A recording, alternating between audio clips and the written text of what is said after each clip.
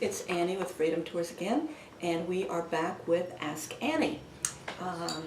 This is our weekly vlog where we answer questions from viewers and on Facebook. And so this week we got quite a few questions, but this one I thought was particularly interesting.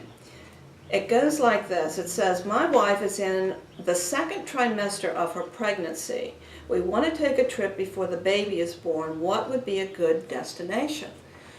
Well, thought of a few things that you don't want to do. You don't want to go whitewater rafting. You don't want to go horseback riding. You don't want to go on a long international flight, probably. And no zip lining, no wine tours. So came up with a few ideas that we thought were really, I would go on if it were me. One of them is a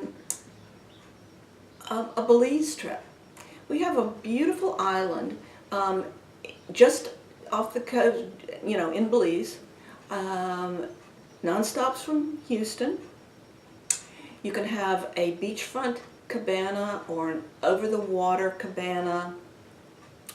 It's very, very small, very intimate.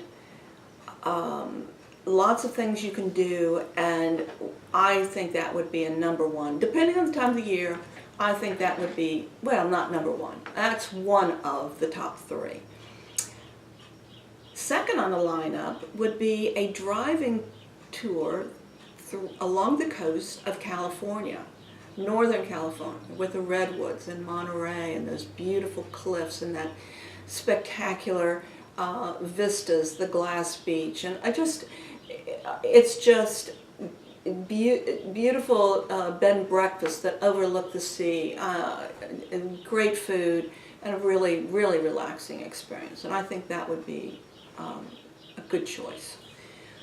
The best, I think, is a trans-Canadian trip that takes you from Toronto to Vancouver, where you spend these days going through the Rockies and these spectacular